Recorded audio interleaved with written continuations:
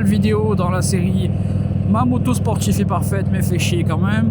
On va avoir la position sur la moto. Donc vous avez entendu le mot sport dans sportif. Bon, en fait c'est oui et c'est non. C'est non pour beaucoup de gens qui sont pas dans le monde des custom. Pour les gens qui sont dans le monde des custom, ils vont dire mais si c'est sport ça. Non, c'est pas sport. Par contre on peut l'améliorer. Donc déjà si vous n'êtes pas à 1m80 ou plus, la moto elle est pas agréable. Moi c'est le cas, je suis en dessous de 1m70 donc c'est vraiment pas agréable sur plein de points. Le premier c'est le guidon, il est beaucoup trop vers l'avant, on est plongé vers l'avant alors que les pieds sont pas vers l'arrière. C'est-à-dire que même en position médiane, ce qu'on appelle, c'est le nom qu'on donne les mid controls en anglais, donc c'est-à-dire c'est la position la plus reculée qu'on puisse avoir, c'est toujours pas assez reculé. Et alors n'en parlons pas si vous prenez la position en avant comme sur les autres modèles.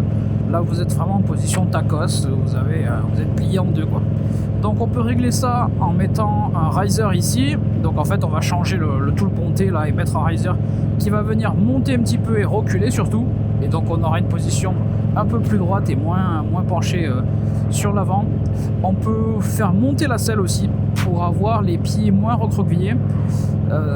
Donc là il y a plein de moyens. Moi perso je vais mettre une selle Chief Vintage, mais il y a plein d'autres moyens pour le faire. Vous pouvez prendre n'importe quelle selle, n'importe quel fabricant de selle qui vous la refait.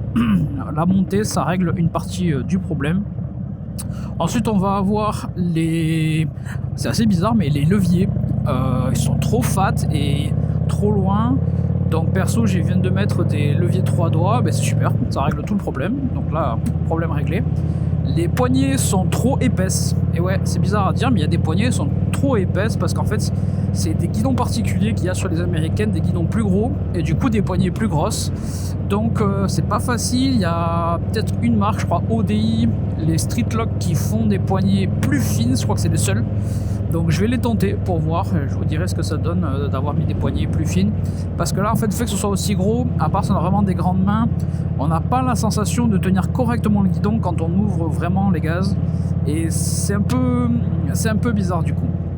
Et enfin pour les pieds, même si je suis déjà au maximum reculé, on peut encore tricher.